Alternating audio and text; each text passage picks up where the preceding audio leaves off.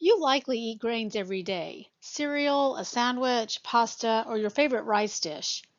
Whole grains are vital to a healthful diet. In addition to fiber, whole grains offer other slow-releasing carbohydrates, antioxidants, vitamins, and minerals, all of which are needed for good health. Maybe you're on a diet and have been told to limit or restrict your carbohydrate intake.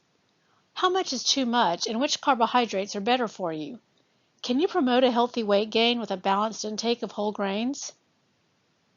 Before we answer these questions, let's examine in brief the history of grain. In ancient times, whole grains were cracked open using stones that required hours of hand labor. About 2,500 years ago, the Romans started milling flour by turning one millstone wheel against another that didn't move. The turning was done by animals, slaves, and later by water wheels. The process of milling breaks the hard outer bran coat of the wheat seeds. The bran and germ, which contain the majority of fiber, vitamins, and minerals, were removed by sifting.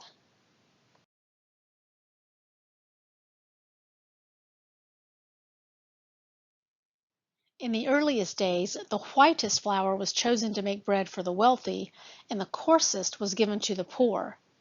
One's economic status was depicted by the color of bread they ate. Wheat was the grain of choice for many cultures, as it not only produced white flour but also contained gluten, which gives wheat bread its elasticity and lightness in texture. The word flour comes from a French word meaning blossom and is metaphoric for the finest part of the meal.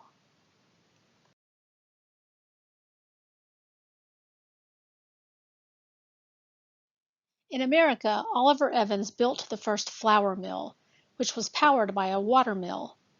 It used a series of elevators that moved grain through the mill, cleaning it first, then grinding and sifting it.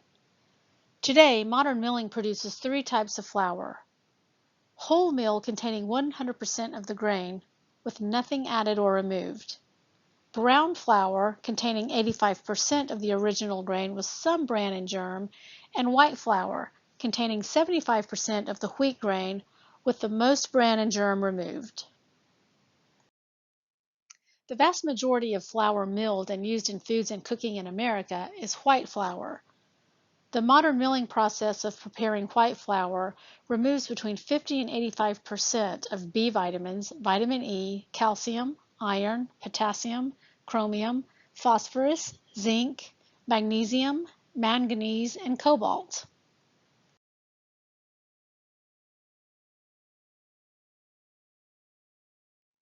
So white flour is highly processed, so many replace their white flour with enriched flour. However, enriched flour contains only 6% or less of the recommended daily intake of the vitamins and minerals it supposedly replaces. Overwhelming scientific evidence now shows that diets containing high amounts of whole grains rather than refined white flour decrease weight gain and the risk for many chronic diseases, including certain types of cancer and diabetes. Whole grains contain a whole nutrient package that's not replaced by enriched flour. Consumers are becoming more aware of the many health benefits of whole grains. What exactly are carbohydrates and how many types are there? Carbohydrates are the perfect nutrient to meet your body's nutritional needs. They nourish your brain and nervous system, provide energy to all of your cells and within proper caloric limits, and help keep your body fit and lean.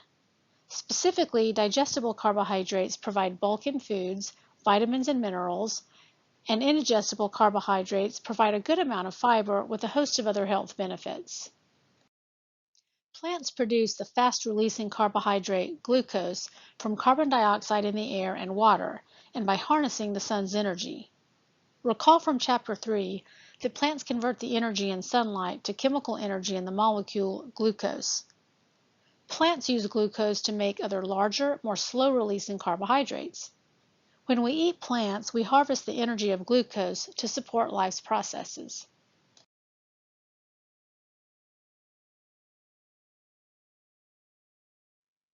Carbohydrates are a group of organic compounds containing a ratio of one carbon atom to two hydrogen atoms to one oxygen atom. Basically, they're hydrated carbons. The word carbo means carbon and hydrate means water. Glucose, the most abundant carbohydrate in the human body, has 6 carbon atoms, 12 hydrogen atoms, and 6 oxygen atoms. The chemical formula for glucose is written as C6H12O6. Synonymous with the term carbohydrate is the Greek word saccharide, which means sugar. The simplest unit of a carbohydrate is a monosaccharide. Carbohydrates are broadly classified into two subgroups, fast-releasing and slow-releasing. Fast-releasing carbohydrates are further grouped into the monosaccharides and disaccharides. Slow-releasing carbohydrates are long chains of monosaccharides. Fast-releasing carbohydrates are also known more simply as sugars. Fast-releasing carbohydrates are grouped as either monosaccharides or disaccharides.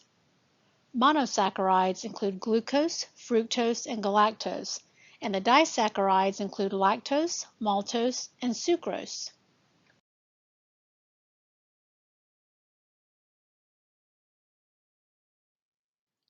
For all organisms, from bacteria to plants to animals, glucose is the preferred fuel source. The brain is completely dependent on glucose as its energy source.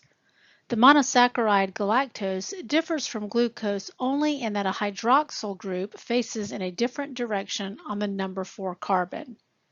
This small structural alteration causes galactose to be less stable than glucose. As a result, the liver rapidly converts it to glucose. Most absorbed galactose is utilized for energy production in the cells after its conversion to glucose.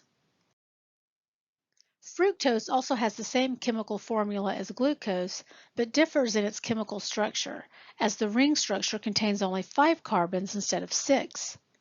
Fructose, in contrast to glucose, is not an energy source for other cells in the body. Mostly found in fruits, honey, and sugarcane, fructose is one of the most common monosaccharides in nature.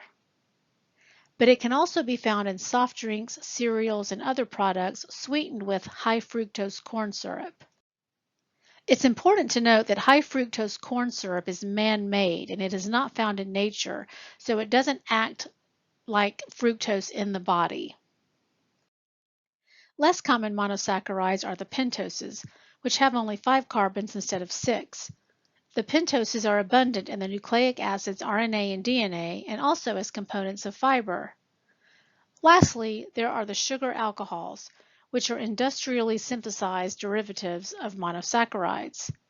Some examples of sugar alcohols are sorbitol, xylitol, and glycerol.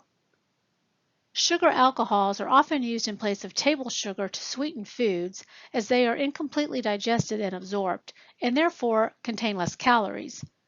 The bacteria in your mouth opposes them, so sugar alcohols do not cause tooth decay. Disaccharides are composed of pairs of 2 monosaccharides linked together. Disaccharides include sucrose, lactose, and maltose. All of the disaccharides contain at least one glucose molecule. Sucrose, which contains both glucose and fructose molecules, is otherwise known as table sugar. Sucrose is also found in many fruits and vegetables and at high concentrations in sugar beets and sugarcane, which are used to make table sugar. Lactose, which is commonly known as milk sugar, is composed of 1 glucose unit and 1 galactose unit. Lactose is prevalent in dairy products such as milk, yogurt, and cheese. Maltose consists of 2 glucose molecules bonded together. It's a common breakdown product of plant starches and is rarely found in foods as a disaccharide. Slow-releasing carbohydrates are polysaccharides, long chains of monosaccharides that may be branched or not branched. There are 2 main groups of polysaccharides, starches and fibers. Starch molecules are found in abundance in grains, legumes, and root vegetables, such as potatoes. Amylose is a plant starch, and it's a linear chain containing hundreds of glucose units. Amylopectin, another plant starch, is a branched chain containing thousands of glucose units. These 2 starch molecules are contained together in foods, but the smaller one, amylose, is more abundant. Eating raw foods containing starches provides very little energy as the digestive system has a hard time breaking them down. So cooking them breaks down the crystal structure of the starches, making them much easier to break down in the human body. The starches that remain intact throughout digestion are called resistant starches, and they've been proven to be very beneficial for blood glucose management. Bacteria in the gut can break some of these down and may benefit GI health. Isolated and modified starches are used widely in the food industry and during cooking as food thickeners. Humans and animals store glucose energy from starches in the form of the very large molecule glycogen. It has many branches that allow it to break down quickly when energy is needed by cells in the body. It's predominantly found in liver and muscle tissue in animals. Dietary fibers are polysaccharides that are highly branched and cross-linked.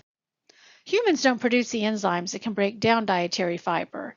However, bacteria in the large intestine do.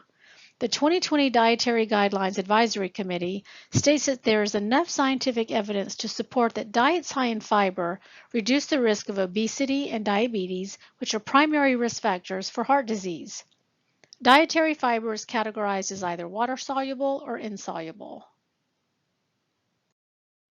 Some examples of soluble fibers are inulin, pectin, and guar gum, and they're found in peas, beans, oats, barley, and rye.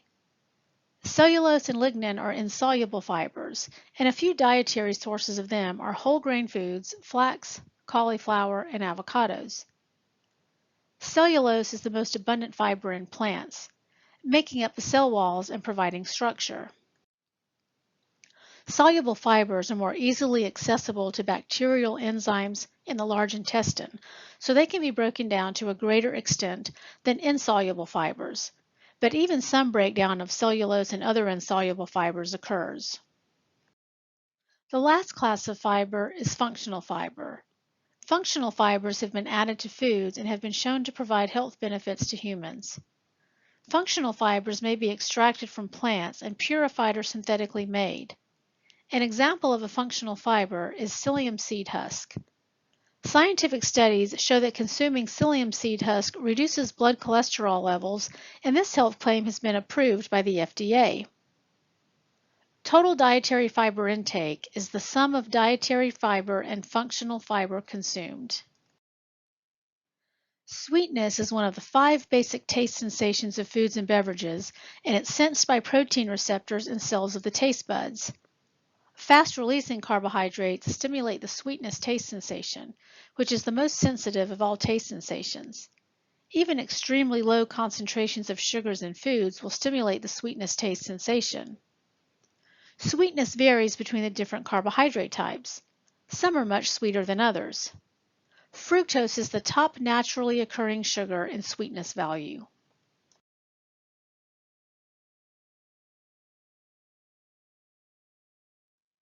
Recall that the digestion of carbohydrates begins in the mouth. Chewing crumbles the carbohydrate foods into smaller and smaller pieces. The salivary glands secrete saliva that coats the food particles. Saliva contains the enzyme salivary amylase. This enzyme breaks the bonds between the sugar units of disaccharides, oligosaccharides, and starches. The salivary amylase breaks down amylose and amylopectin into smaller chains of glucose called dextrins and maltose.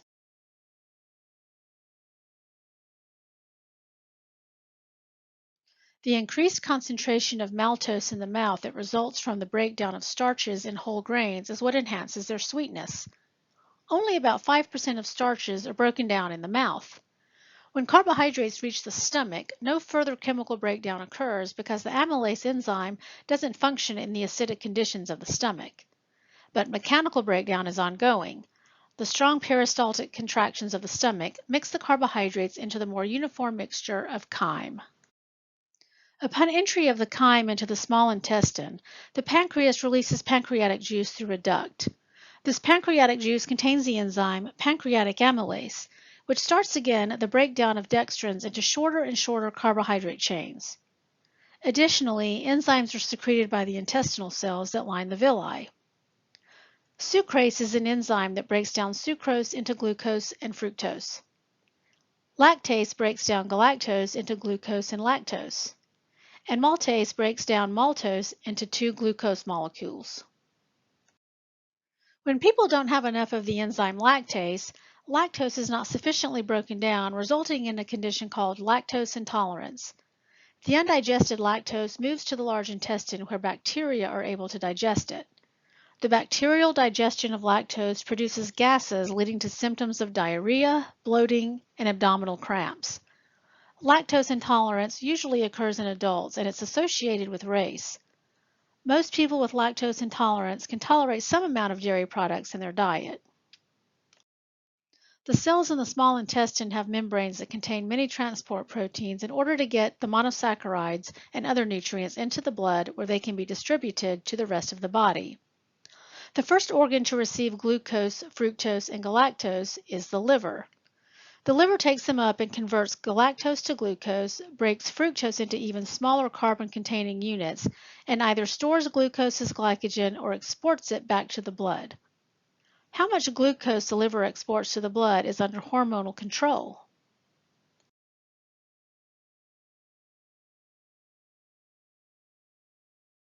Glucose levels in the blood are tightly controlled, as having either too much or too little glucose in the blood can have health consequences. Glucose regulates its levels in the blood via a process called negative feedback. Hormone-secreting cells in the pancreas sense the increase in blood glucose and release the hormonal message insulin into the blood. Insulin sends a signal to the body's cells to remove glucose from the blood by transporting to the insides of the cells and to use it to make energy for building macromolecules.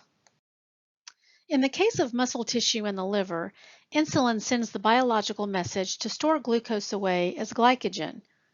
The presence of insulin in the blood signifies to the body that it's just been fed and to use the fuel. Insulin has an opposing hormone called glucagon. As the time after a meal increases, glucose levels decrease in the blood. Glucagon-secreting cells in the pancreas sense the drop in glucose and, in response, release glucagon into the blood. Glucagon communicates to the cells in the body to stop using all the glucose. More specifically, it signals the liver to break down glycogen and release the stored glucose into the blood, so that glucose levels stay within the target range and all cells get the needed fuel to function properly. Almost all of the carbohydrates, except for dietary fiber and resistant starches, are efficiently digested and absorbed into the body. Some of the remaining indigestible carbohydrates are broken down by enzymes released by bacteria in the large intestine. The products of bacterial digestion of these slow-releasing carbohydrates are short-chain fatty acids and some gases. The short-chain fatty acids are either used by the bacteria to make energy and grow, are eliminated in the feces, or are absorbed into the cells of the colon, with a small amount being transported to the liver. The liver can also metabolize the short-chain fatty acids into cellular energy. The yield of energy from dietary fiber is about 2 kilocalories per gram for humans, but is highly dependent upon the fiber type, with soluble fibers and resistant starches yielding more energy than insoluble fibers. Since dietary fiber is digested much less in the gastrointestinal tract than other carbohydrate types, simple sugars, and many starches, the rise in blood glucose after eating them is less and slower. It's Thanksgiving and you have just consumed turkey with mashed potatoes, stuffing smothered in gravy, green beans topped with crispy fried onions, a hot roll dripping with butter, and cranberry sauce. What happens in your body after digesting and absorbing this whopping amount of nutrients in the Thanksgiving feast? The hormone of plenty, insulin, answers the nutrient call. Insulin sends out the physiological message that glucose and everything else is in abundant supply in the blood, so cells absorb and then use or store it. The result of this hormone message is maximization of glycogen stores, and all the excess glucose, protein, and lipids are stored as fat. A typical American Thanksgiving meal contains many foods that are dense in carbohydrates, with the majority of those being simple sugars and starches. These types of carbohydrate foods are rapidly digested and absorbed. Blood glucose levels rise quickly, causing a spike in insulin levels. Contrastingly, foods containing high amounts of fiber are like time-release capsules of sugar. A measurement of the effects of a carbohydrate-containing food on blood glucose levels is called the glycemic response.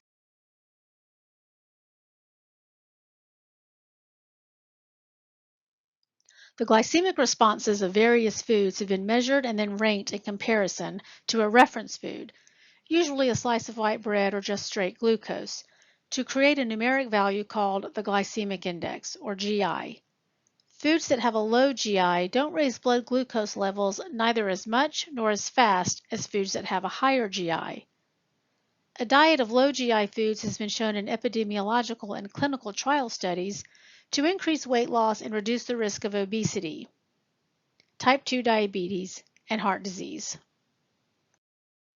The carbohydrate type in the food affects the GI, but so does its fat and fiber content, which reduce the GI. Increased fat and fiber in foods increases the time required for digestion and delays the rate of gastric emptying into the small intestine. Processing and cooking additionally affect a food's GI by increasing their digestibility.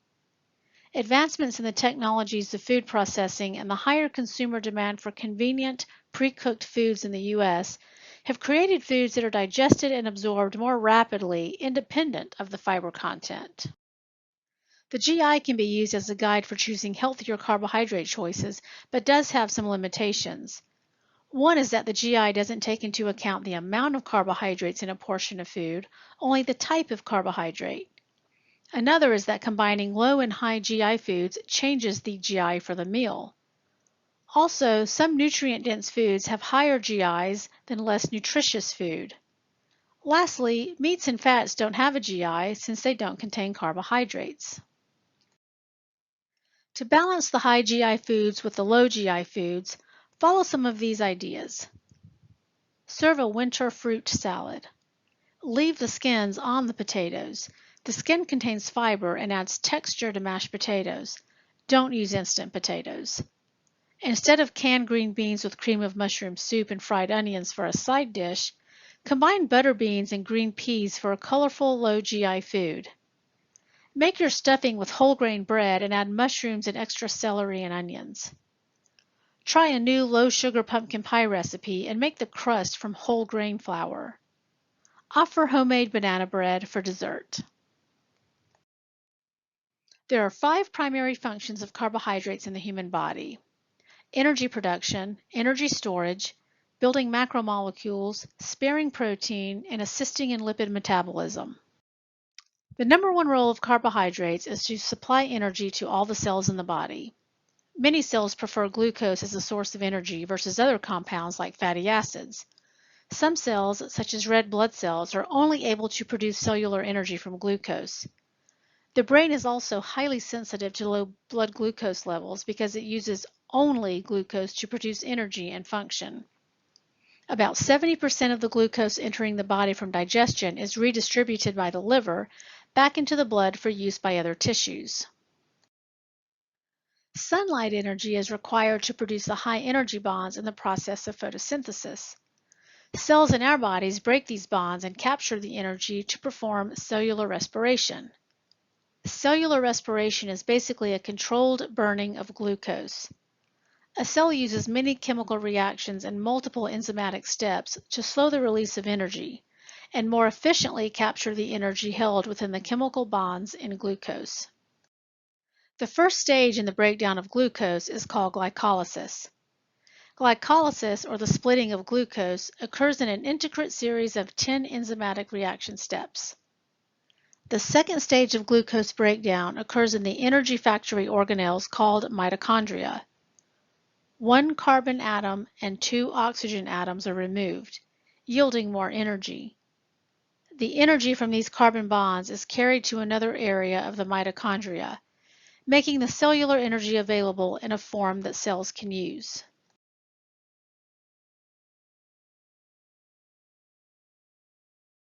If the body already has enough energy to support its functions, any excess glucose is stored as glycogen, the majority of which is stored in the muscle and liver. A molecule of glycogen may contain in excess of 50,000 single glucose units and is highly branched, allowing for the rapid dissemination of glucose when it's needed to make cellular energy. The amount of glycogen in the body at any one time is equivalent to about 4,000 kilocalories, 3,000 in muscle tissue and 1,000 in the liver. Prolonged muscle use, such as exercise for longer than a few hours, can deplete the glycogen energy reserve. The weakening of muscles sets in because it takes longer to transform the chemical energy in fatty acids and proteins to usable energy than glucose. After prolonged exercise, glycogen is gone and muscles must rely more on lipids and proteins as an energy source. The liver, like muscle, can store glucose energy as glycogen, but in contrast to muscle tissue, it'll sacrifice its stored glucose energy to other tissues in the body when blood glucose is low. About 1/4 of total body glycogen content is in the liver, which is equivalent to about a 4-hour supply of glucose, but this is highly dependent on activity level. The liver uses this glycogen reserve as a way to keep blood glucose levels within a narrow range between meal times. When the liver's glycogen supply is exhausted, glucose is made from amino acids obtained from the destruction of proteins in order to maintain metabolic homeostasis. Although most absorbed glucose is used to make energy, some glucose is converted to ribose and deoxyribose, which are essential building blocks of important macromolecules such as RNA, DNA, and ATP. Glucose is additionally utilized to make the molecule NADPH, which is important for protection against oxidative stress and is used in many other chemical reactions in the body. If all of the energy, glycogen storing capacity, and building needs of the body are met, excess glucose can be used to make fat.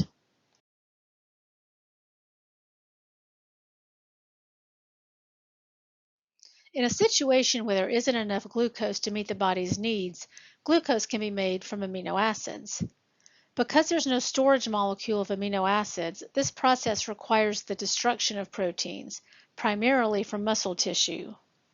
The presence of adequate glucose basically spares the breakdown of proteins from being used to make glucose needed by the body. As blood glucose levels rise, the use of lipids as an energy source is inhibited. Thus, glucose additionally has a fat-sparing effect. This is because an increase in blood glucose stimulates release of the hormone insulin, which tells cells to use glucose instead of lipids to make energy. Adequate glucose levels in the blood also prevent the development of ketosis. Ketosis is a metabolic condition resulting from an elevation of ketone bodies in the blood. Ketone bodies are an alternative energy source that cells can use when glucose supply is insufficient, such as during fasting. Ketone bodies are acidic, and high elevations in the blood can cause it to become too acidic.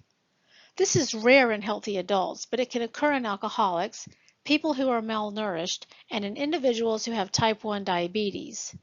The minimum amount of carbohydrate in the diet required to inhibit ketosis in adults is 50 grams per day. Diabetes is one of the top 3 diseases in America. It affects millions of people and causes tens of thousands of deaths each year. It's a metabolic disease of insulin deficiency and glucose oversufficiency. Like other diseases, genetics, nutrition, environment, and lifestyle are all involved in determining a person's risk for developing diabetes. There are 3 different types of diabetes: type 1, type 2, and gestational diabetes. In type 1 diabetes, insulin-secreting cells in the pancreas are killed by an abnormal response of the immune system, causing a lack of insulin in the body. Its onset typically occurs before the age of 30. The only way to prevent the deadly symptoms of this disease is to inject insulin under the skin. Before this treatment was discovered, people with type 1 diabetes died rapidly after disease onset. Death was the result of extremely high blood glucose levels, affecting brain function and leading to coma and death. A person with type 1 diabetes usually has a rapid onset of symptoms that include hunger, excessive thirst and urination, and rapid weight loss. Because the main function of glucose is to provide energy for the body, when insulin is no longer present, there's no message sent to the cells to take up glucose from the blood. So instead, cells will use fat and proteins to make energy, resulting in weight loss. If type 1 diabetes goes untreated, individuals with the disease will develop a life-threatening condition called ketoacidosis. People who have this disease must adhere to a strict diet to prevent the development of serious complications. Type 1 diabetics are advised to consume a diet low in the types of carbohydrates that rapidly spike glucose levels. Those are your high GI foods. But to consume healthy carbohydrate foods and to eat small meals frequently. Frequent exercise also helps manage blood glucose levels. Type 1 diabetes accounts for between 5 and 10% of diabetes cases.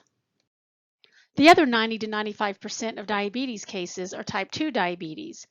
Type 2 diabetes is defined as a metabolic disease of insulin insufficiency, but it's also caused by muscle, liver, and fat cells no longer responding to the insulin in the body. In brief, cells in the body have become resistant to insulin, and they no longer receive the full physiological message of insulin to take the glucose from the blood and put it into the cells. Therefore, similar to patients with type 1 diabetes, those with type 2 diabetes also have high blood glucose levels.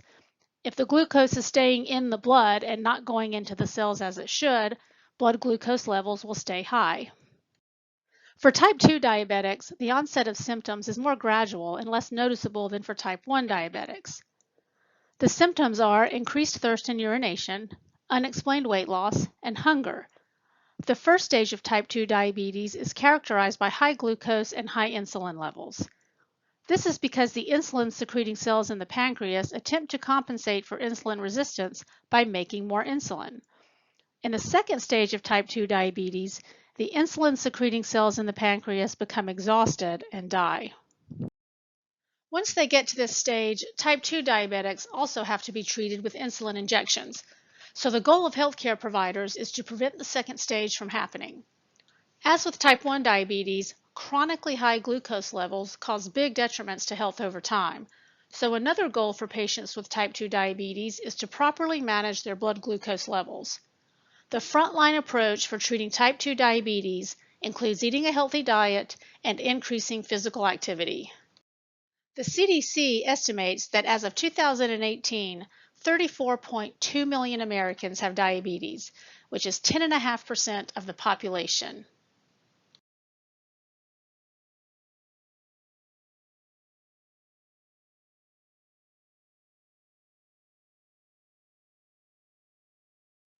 Metabolic syndrome.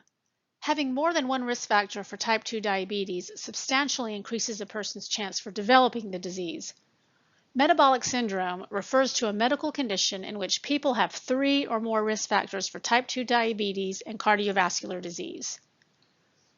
These risk factors include visceral obesity, insulin resistance, low HDL cholesterol, hypertension, and high triglycerides. During pregnancy, some women develop gestational diabetes. This is characterized by high blood glucose levels and insulin resistance. The exact cause isn't known, but it does involve the effects of pregnancy hormones on how cells respond to insulin. Gestational diabetes can cause pregnancy complications, and it's common practice for healthcare practitioners to screen pregnant women for this metabolic disorder. The disorder normally ceases when the pregnancy is over, but women who had gestational diabetes have between a 40 and 60% likelihood of developing type 2 diabetes within the next 10 years. As the term infers, prediabetes is a metabolic condition in which people have moderately high glucose levels but don't meet the criteria for diagnosis as a diabetic. Over 79 million Americans are prediabetic and at increased risk for type 2 diabetes and heart disease. 35% of adults age 20 and older and 50% of those over the age of 65 have prediabetes. In the prediabetes stage, damage is already being done to the cardiovascular system. The long-term health consequences of diabetes are severe. People with diabetes are between 2 and 4 times more likely to die from heart disease. Diabetes is the #1 cause of new cases of blindness, lower limb amputations, and kidney failure. Many people with diabetes develop peripheral neuropathy, characterized by muscle weakness, loss of feeling, and pain in the lower extremities, also burning and tingling in the extremities. More recently, there's scientific evidence to suggest people with diabetes are also at increased risk for Alzheimer's disease.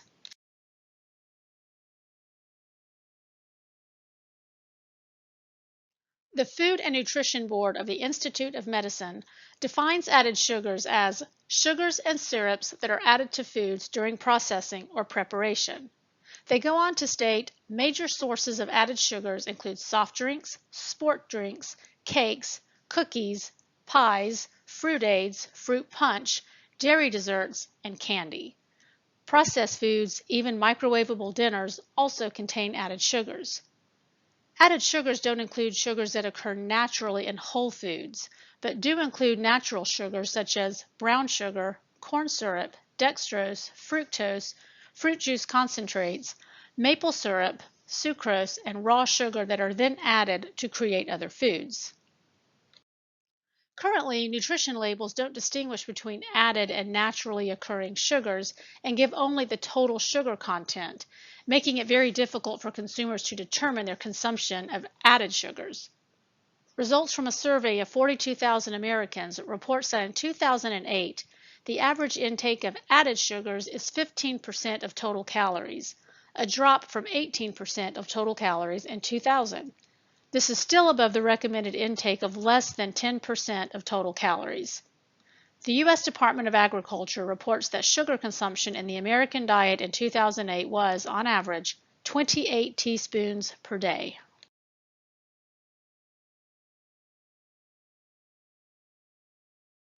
To understand the magnitude of the health problem in the U.S., consider this.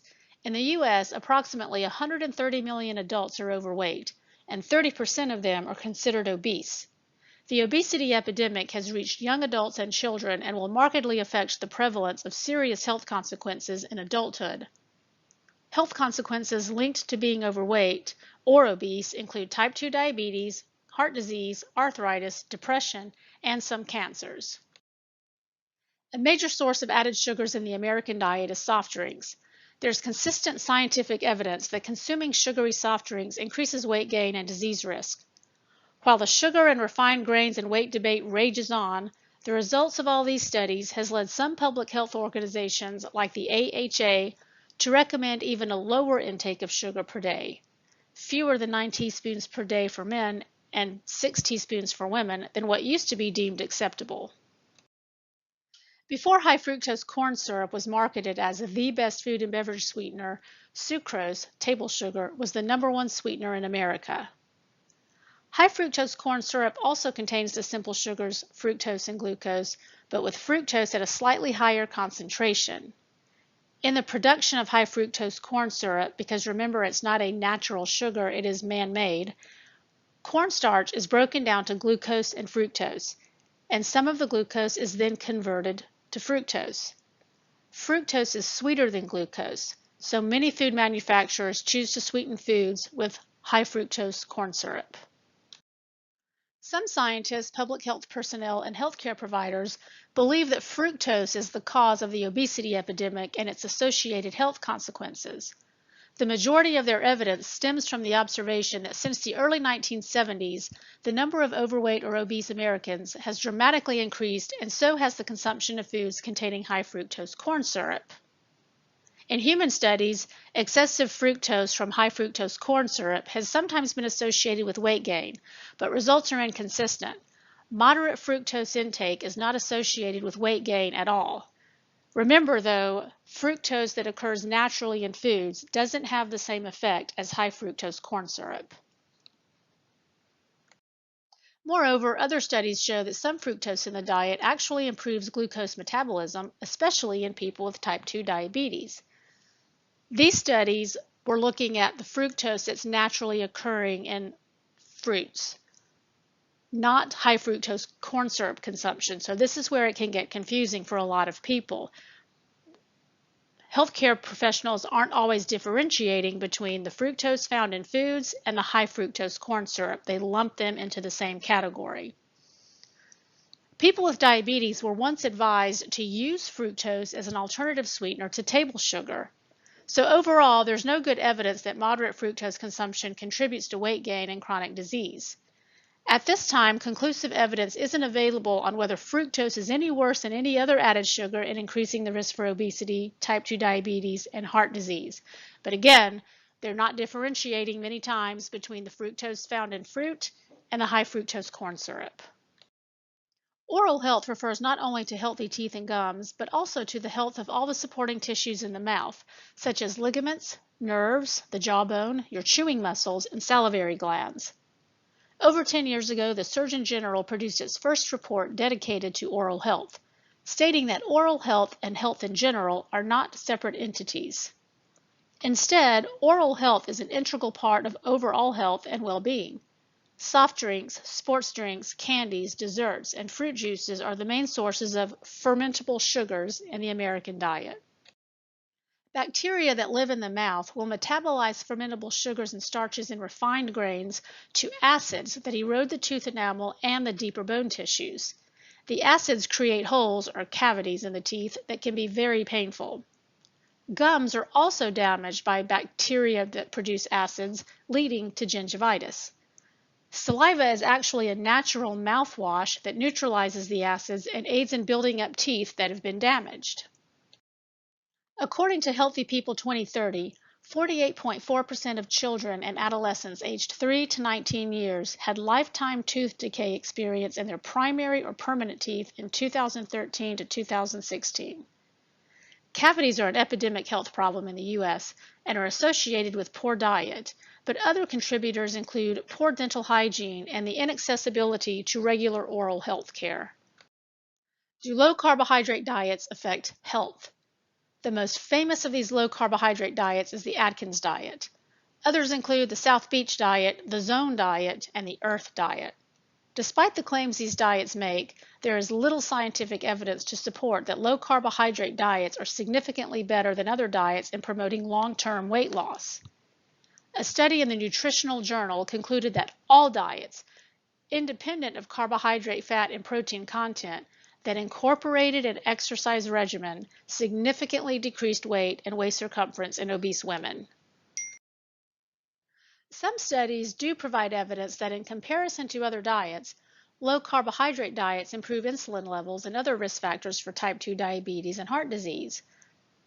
But the overall scientific consensus is that consuming fewer calories in a balanced diet will promote health and stimulate weight loss, with significantly better results achieved when combined with regular exercise. While excessive consumption of fast-releasing carbohydrates is potentially bad for your health, consuming more slow-releasing carbohydrates is extremely beneficial to health. There is a wealth of scientific evidence supporting that replacing refined grains with whole grains decreases the risk for obesity, type 2 diabetes, and heart disease. Whole grains are great dietary sources of fiber, vitamins, minerals, healthy fats, and a vast amount of beneficial plant chemicals, all of which contribute to the effects of whole grains on health. Americans typically don't consume the recommended amount of whole grains, which is 50% or more of grains from whole grains. Many Americans don't even know the difference between a whole grain and a refined grain or processed grain. A substantial health benefit of whole grain foods is that fiber actively supports digestion and optimizes colon health. There's good evidence supporting that insoluble fiber prevents the irritating problem of constipation and the development of diverticulosis and diverticulitis. Diverticulosis is a benign condition characterized by outpocketings of the colon. Diverticulitis occurs when the outpocketings in the lining of the colon become inflamed. Interestingly, diverticulitis didn't make its medical debut until the early 1900s, and in 1971 was defined as a deficiency of whole grain fiber. According to the National Digestive Diseases Information Clearinghouse, 10% of Americans over the age of 40 have diverticulosis, and 50% of people over the age of 60 have the disorder. 10 to 25% of people who have diverticulosis go on to develop diverticulitis. Symptoms include lower abdominal pain, nausea, and alternating between constipation and diarrhea. Diverticulitis is a disease of fiber deficiency. The chances of developing diverticulosis can be reduced with fiber intake because of what the breakdown products of the fiber do for the colon. The bacterial breakdown of fiber in the large intestine releases short-chain fatty acids. These molecules have been found to nourish colonic cells, inhibit colonic inflammation, and stimulate the immune system. The Food and Nutrition Board of IOM has set the recommended dietary allowance of carbohydrates for children and adults at 130 grams per day. This is the average minimum amount the brain requires to function properly.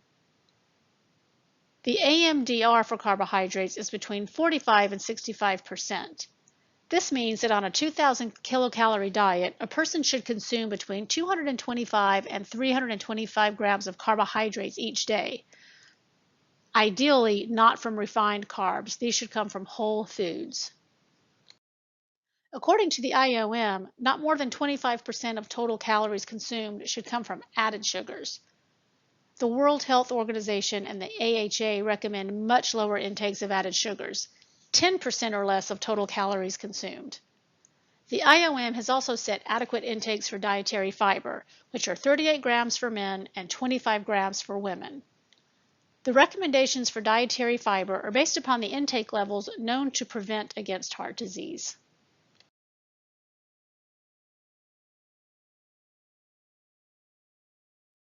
Carbohydrates are contained in all 5 food groups. Carbohydrates are found in grains, fruits, vegetables, meats, and beans, but only in some processed meats and beans, and dairy products. Fast-releasing carbohydrates are more prevalent in fruits, fruit juices, and dairy products, while slow-releasing carbohydrates are more plentiful in starchy vegetables, beans, and whole grains. Fast-releasing carbohydrates are also found in large amounts in processed foods, soft drinks, and sweets. On average, a serving of fruits, whole grains, or starches contains 15 grams of carbohydrates. One serving of dairy contains about 12 grams of carbohydrates, and a serving of vegetables contains about 5 grams of carbohydrates. In choosing dietary sources of carbohydrates, the best ones are those that are nutrient-dense, meaning they contain more essential nutrients per calorie of energy. In general, nutrient-dense carbohydrates are minimally processed and include whole grain breads and cereals, low-fat dairy products, fruits, vegetables, and beans. In contrast, empty-calorie carbohydrate foods are highly processed and often contain added sugars and fats. Soft drinks, cakes, cookies, and candy are examples of empty-calorie carbohydrates. They're sometimes referred to as bad carbohydrates, as they are known to cause health problems when consumed in excess. When choosing between 2 breads, pick the one that lists whole wheat, not wheat flour, as the first ingredient, and avoid those with other flour ingredients, such as white flour or corn flour. Enriched wheat flour refers to white flour with added vitamins. Eat less of products that list high fructose corn syrup and other sugars such as sucrose, honey, dextrose, and cane sugar in the first 5 ingredients. If you want to eat less processed foods then, in general, stay away from products with long ingredient lists. On the front of food and beverages, the manufacturers may include claims such as sugar-free, reduced sugar, high fiber, etc.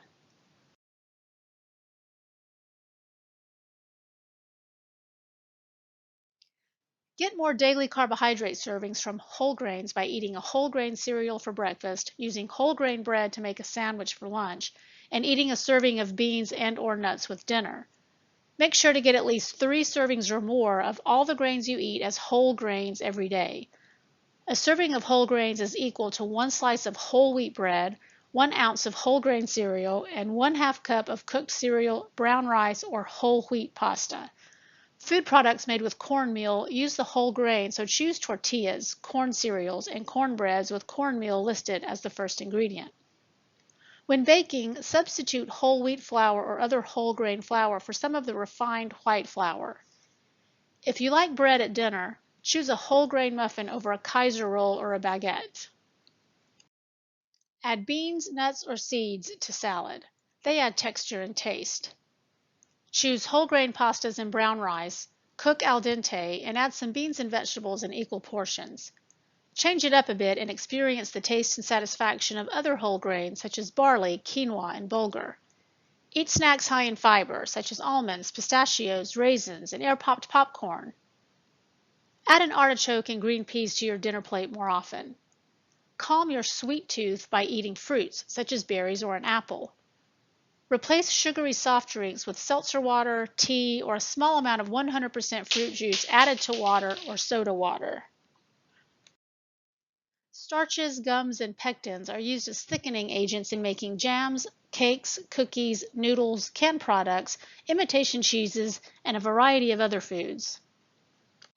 Molecular gastronomists use slow-releasing carbohydrates, such as alginate, to give shape and texture to their fascinating food creations. Adding fiber to foods increases bulk.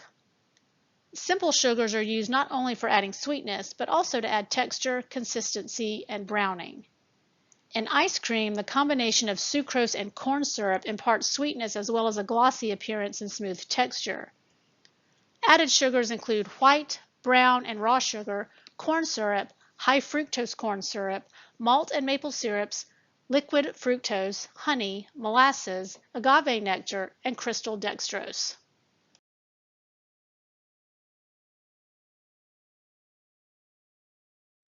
Due to the potential health consequences of consuming too many added sugars, sugar substitutes have replaced them in many foods and beverages. Sugar substitutes may be from natural sources or artificially made. Those that are artificially made are called artificial sweeteners and must be approved by the FDA for use in foods and beverages. The artificial sweeteners approved by the FDA are saccharin, aspartame, potassium, neotame, and sucralose, to name a few. Stevia is an example of a naturally derived sugar substitute. It comes from a plant commonly known as sugar leaf and doesn't require FDA approval. Sugar alcohols, such as xylitol, sorbitol, erythritol, and mannitol, are carbohydrates that occur naturally in some fruits and vegetables. However, they're industrially synthesized with yeast and other microbes for use as a food additive. The FDA requires that foods disclose the fact that they contain sugar alcohols, but it doesn't require scientific testing of it. In comparison to sucrose, artificial sweeteners are significantly sweeter, in fact by several hundred times, but sugar alcohols are more often less sweet than sucrose. Artificial sweeteners and natural sweeteners like stevia aren't digested or absorbed in significant amounts and therefore aren't a significant source of calories in the diet. Sugar alcohols are somewhat digested and absorbed and on average contribute about half of the calories as sucrose, 4 kilocalories per gram. These attributes make sugar substitutes attractive for many people, especially those who want to lose weight and/or better manage their blood glucose levels.